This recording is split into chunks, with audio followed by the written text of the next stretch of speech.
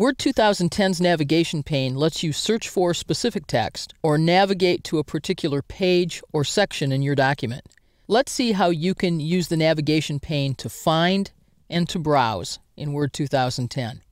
We have a short document up in front of us here, and the vertical scroll bar works really well to get us around this document. You'll notice that the scroll box, the portion that I can drag on the scroll bar, is relatively big, and that's because this is a relatively small document. I can also use page down and page up to move, which is actually moving me by page. If I use the page up and page down buttons on my keyboard, it's moving me by screen. All of those help me get around, but those are small document tools. When we're working on a larger document, they're not as strong. I'm going to open our Two Trees employee manual, and you'll notice that the scroll box is very small, which gives me a clue that this document is larger than the document that we just had open.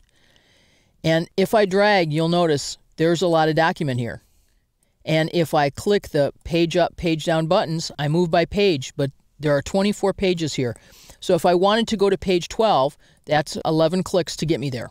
If I want to go to the end of the document, of course, I could use shortcut keys to arrive. For longer documents like this, though, this scroll bar is way too limited.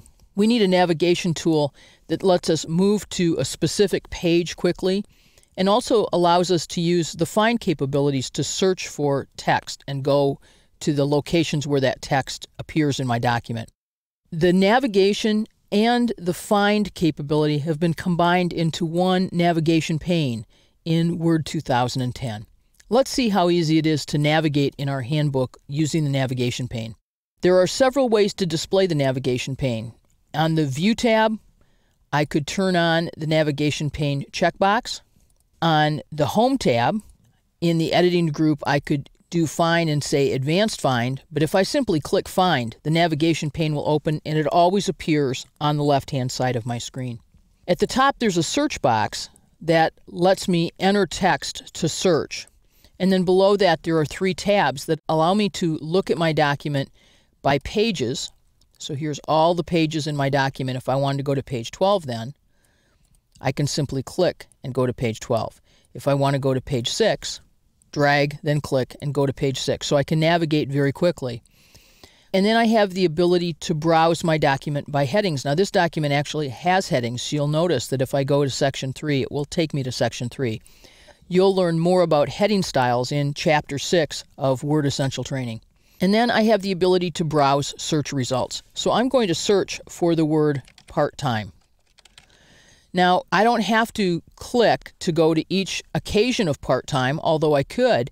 What I can do is scroll all 13 matches for the term part-time, and I was looking for one that has to do with part-time employees and vacation time. And here it is, paid vacation time of regular part-time employees. And I can click and immediately get taken precisely to that section where I can look at part-time employee information. If I look for a word like vacation, I can find 25 matches, and this will allow me to look at any of them. If I'm looking for the vacation section, though, that stands out fairly well right here. When I go now and I look at the Browse Page tab, what I'll find is that not all of the pages are included. This search box and these tabs work together. So there's no mention of vacation on pages 1, 2, and 3. So the first page shown is 4, the first page that actually has results that include vacation. 4, 6, 9, then we skip to 18, where there's more information here on this page about vacation time. To clear these search results, I can click the X and I'll once again be looking at all of the pages that are in my document. I can search for objects as well as text in this document. So for example, if I wanted to search and find any tables in my document, I can choose tables and it will show me the 2 pages that have tables. It can't preview the tables for me because they're graphic objects in Word 2010, but it can show me that I'll find tables here and here. And it will show me the sections that include tables by highlighting them here and here. I can also search for graphics, remembering that clip art and photos and smart art are all graphics, all of them. So anything that's a graphic image. For footnotes and endnotes, or for equations. I can also set some options to determine how Find will work, how Search will work in the navigation pane, and those options are available to me right here. Whether you're editing or reviewing larger documents or simply searching for the occurrences of text in a document that someone else has sent you, don't forget to turn on the navigation pane. Its Browse and Find features make editing complex documents incredibly easy.